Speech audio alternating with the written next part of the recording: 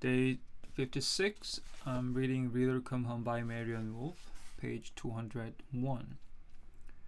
Most people never become aware of any of this. As my recent Fox experiment reading Hesse's Magister Ludi illustrates, a personal awareness of the gradual disuse of our reflective faculties, much less a societal awareness, is a weak and porous thing, to be tested, not trusted. Just as I worry that in their over-reliance on external sources of information, our young will not know what they do not know, I worry equally that we, their guides, do not realize the insidious narrowing of our own thinking, the imperceptible shortening of our attention to complex issues, the unsuspected diminishing of our ability to write, read, and or think past 114 characters. We must all take stock of who we are as readers, writers, and thinkers. The good readers of a society are both its canaries, which detect the presence of danger to its members, and its guardians of our common humanity. The final perquisite of the third reading life is the ability to transform information into knowledge, and knowledge into wisdom. Indeed, just as Margaret Levi has suggested for the basis of altruism, the combining of our highest intellectual and empathic powers with our capacity for virtue may well be why our species has continued. If these capacities are endangered, if good readers are endangered, so are we all.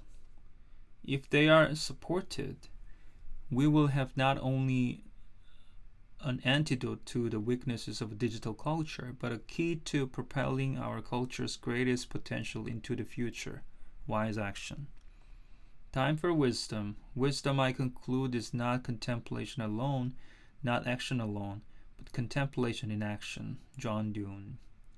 Of all the gifts that the third life of good reader bestows, wisdom, the highest form of cognition, is its ultimate expression.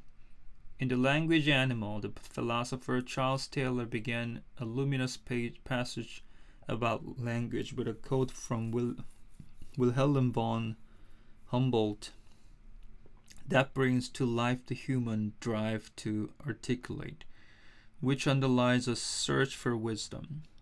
There is always a feeling that there is something which the language does not directly contain, but which the mind-soul, spurred on by language, must supply, and the drive in turn to couple everything felt by the soul with a sound.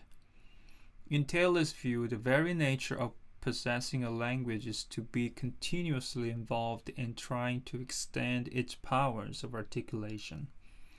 So also the experience in the third life of the good reader,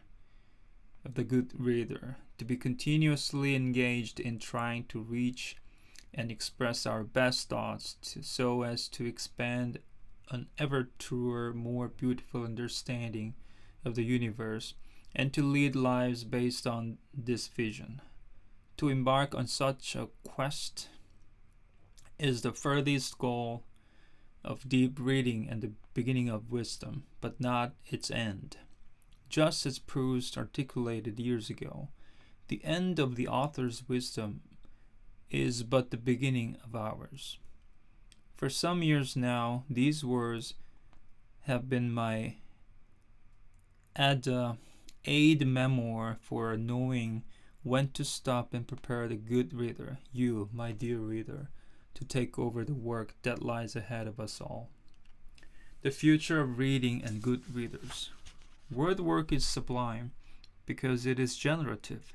It makes meaning that secures our difference, our human difference, the way in which we are like no other life. We die. That may be the meaning of life, but we do language. That may be the measure of our lives. Toni Morrison. From the first letter to the last, these pages celebrate the human-driven achievement that is the reading brain. In between its pages, My hope was to engage in dialogue with you, the reader, about my concern. First, will the very plasticity of a reading brain that reflects the characteristics of digital media precipitate the atrophy of our most essential thought process, critical analysis, empathy, and reflection, to the detriment of our democratic society? Second, will the formation of these same processes be threatened in our young? To be sure, each of these human processes is perennially endangered. Yet each has accelerated across the centuries. We can take comfort from that. Less comfort is to be found in my third concern, because it is equally beneficial to our development. We humans appear to be born with an unassailable drive to add to our capacities and go beyond our perceived limits. When we cannot, we create new tools and technologies that do so for us. Indeed, the very plasticity of a human brain primes and permits us to do this. But the plasticity in the brain also has a wisdom of its own about altering some capacities, such as attention and memory, when we try to gainsay our perceptual and intellectual limits with technology's new tools. Just as there were misses in evolution in which whole species, traits, or abilities vanished because the environment did not support their continuation, there can be misses in the epigenetic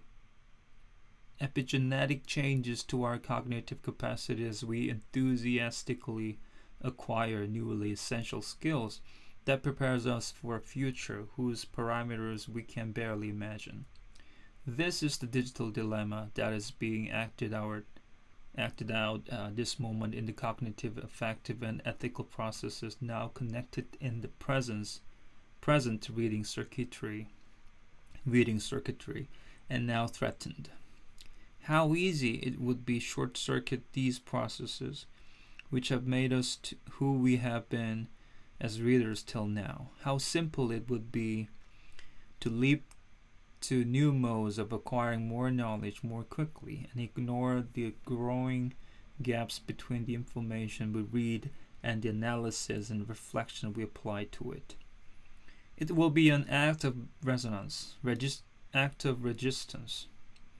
as David Olin expressed, to pause for a moment and examine with all our intelligence who we want to be next and what will be the best combination of faculties in the reading brains of our future generations.